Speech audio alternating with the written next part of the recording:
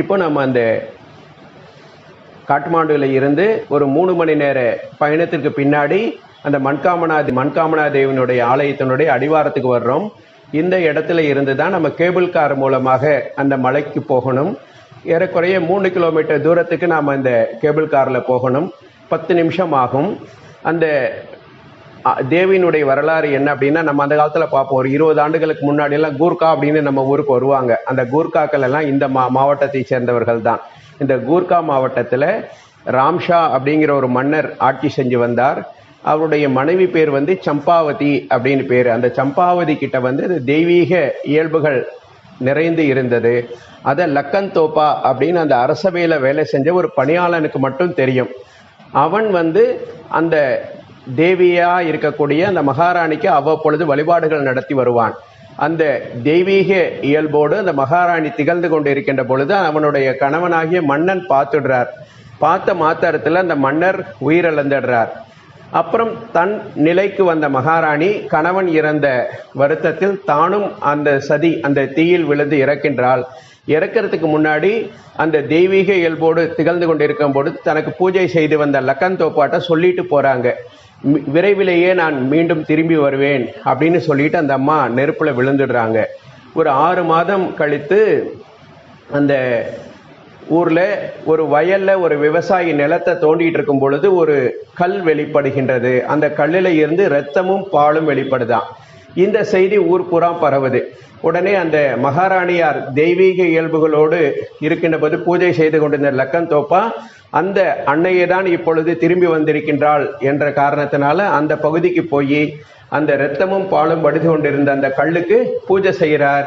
இரத்தம் வடிவதும் அந்த பால் வடிவதும் நின்று விடுகின்றது. அந்த இடத்திலேயே அந்த பார்வதி தேவியாக அந்த கல்லை பிரதிஷ்டை செய்தார்கள். அந்த திருக்கோயில் தான் இப்பொழுது மண்காமனா தேவி என்ற பெயரோடு வழிபடப்படுகின்றாள். மனம்னா நமக்கு தெரியும், உள்ளம். காமனா அப்படின்னா விருப்பம். அந்த திருக்கோயிலுக்கு வரக்கூடியவர்களுடைய ஒவ்வொருவருடைய விருப்பத்தையும் முழுமையாக நிறைவேற்றி கொடுக்கக்கூடிய ஆற்றல் படைத்தவராக அந்த அன்னை ஆதிசக்தி இருப்பதுனால அந்த அம்பாளுக்கே வந்து மனோகாமனா அப்படின்னு பேர் வச்சிருக்காங்க. இன்னைக்கும் பார்த்தோம்னாக்கா கல்யாணம் ஆன உடனே புதுமண தம்பதிகளை நிறைய அங்கே அழைச்சிட்டு வராங்க. அடுத்தது மாணவர்கள் நிறைய வராங்க.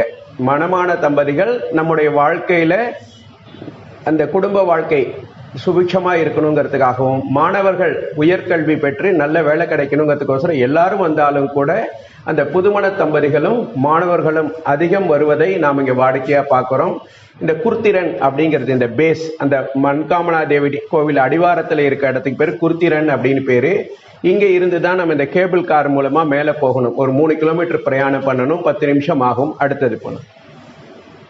இந்த கேபிள் கார் க்ளோஸ் கார் ஒரு 34 கேபிள் கார் அதில் இருக்கும். அதில் பார்த்தோம்னாக்கா 31 கேபிள் கார் நம்ம மனிதர்கள் பிரயாணம் பண்ணுறதுக்காக. ஒரு கேபிள் காரில் 6 பேர் உட்காந்துட்டு போகலாம். மீதி 3 அந்த பாக்ஸ் வந்து என்னத்துக்குன்னா பொருட்கள் ஏற்றி செல்வதற்காக அவங்க வச்சிருக்காங்க. இந்த மலை வந்து திரிசூலி அப்படிங்கிற ஒரு நதிக்கரையில் அமைஞ்சிருக்கு. கீழே அந்த ஓடுற நதி தான் அந்த திரிசூலி நதி. இந்த ஏரியாவுக்கு இன்னும் ஒரு சிறப்பு அம்சம்னா இப்போ சீசன் கிடையாதான். இந்த பகுதி பூராமே ஆரஞ்சு தோட்டங்கள் நிறைந்த பகுதி. அந்த ஆரஞ்சு சீசனில் போனோம்னா இந்த மலை பூராமே மஞ்சள் நிறமாக காட்சியளிக்கும் அப்படின்னு சொன்னாங்க. எங்கே பார்த்தாலும் இந்த ஆரஞ்சு தோட்டம் தான். நம்ம கேபிள் காரில் மேலே போய்கிட்டு இருக்கோம். போகும் பொழுது முன்னும் பின்னும் கீழே இருந்து கேபிள் மேலே போகுது. மேலே இருந்து அந்த கார் கீழே வர்றதை நாம் இங்கே பார்க்குறோம். காட்மாண்டுலேருந்து 140 கிலோமீட்டர், ஒரு 3.5 மணி நேர பயணத்துக்கு அப்புறம் நாம் அங்கே இந்த அடிவாரத்தை அடையிறோம். போகிற வழியெங்கும் நம்ம ஒரு 2 பக்கமும் மலை, ஒரு பக்கம் ரோடு, இன்னொரு பக்கம் இந்த திரிசூலி நதி நம்ம கூடவே போகும் பொழுது வரவேற்கும். திரும்பி வரும்போது வழி அனுப்புகிற மாதிரி இருக்கும். அந்த திரிசூலி நதி கரையில தான் இந்த மண்காமனா தேவி மலை அமைந்திருக்கிறது. இந்த மண்காமனா தேவி கோவிலிருந்து நம்ம பார்த்தோம்னா இமயமலையில் இருக்கக்கூடிய அந்த அன்னபூர்ணா மலை தொடரை பார்க்கலாம்.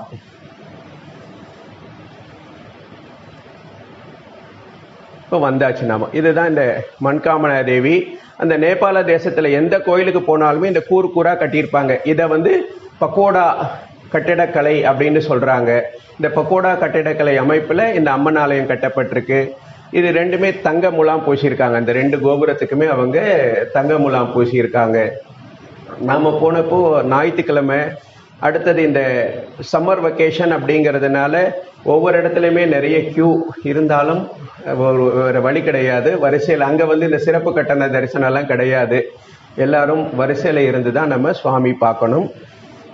இந்த மலை மேலே 4000 அடி மலை மேலே இந்த மண்காமனா தேவி கோவில் இருக்குது. அந்த கோவிலுக்கு முன்னாடி அந்த அலங்காரத்துக்காக இந்த பொம்மை வச்சுருக்காங்க. எல்லாமே பித்தளையில் ஆனது. ஆனால் அந்த கோபுரம் மட்டும் தங்க முலாம் பூசப்பட்டது. சுற்றி வரும்போது எல்லாரும் அந்த மணி ஒன்று பெருசாக வச்சுருக்காங்க. அந்த மணியை அடிச்சுட்டு போய் அம்பாவை தரிசனம் பண்ணுறாங்க. இவங்க கூட வந்தவங்க இந்த மகாராஷ்டிராலேருந்து வந்த 2 பேர். இந்தாண்ட இருக்கவர் நம்மளை அழைச்சிட்டு போனவர், அந்த நேபாளத்தில் காட்மாண்டுல டூர் ஆப்ரேட்டர். கோவிலுக்கு பின்னாடி பார்த்தீங்கன்னா அந்த நவசக்தியை வச்சுருக்காங்க. நம்ம நவராத்திரியில் 9 நாட்கள் 9 தேவியை வழிபடுறோம் இல்லையா, அந்த 9 தேவியினுடைய வடிவத்தை சுவாமி கருவறைக்கு நேர் பின்னாடி அந்த நவசக்தி பீடம் அப்படின்னு வச்சுருக்காங்க. இந்த நேபாள தேசத்தில் என்ன ஒரு சங்கடமான விஷயம்னா, பெரும்பாலும் எல்லா அம்மன் ஆலயத்திலையுமே பலி கொடுக்குற பద్ధதி அங்கே இருக்குது. இதுக்கு பின்னாடி தான் அந்த பலி மேடை இருக்குது. இந்த நவசக்தி இருக்காங்க. நவசக்திக்கு பின்னாடி ஒரு ஸ்டேஜ் மாதிரி இருக்கும். அங்கே தான் அந்த பலி கொடுக்குற இடம் இருக்குது. அந்த நவசக்தி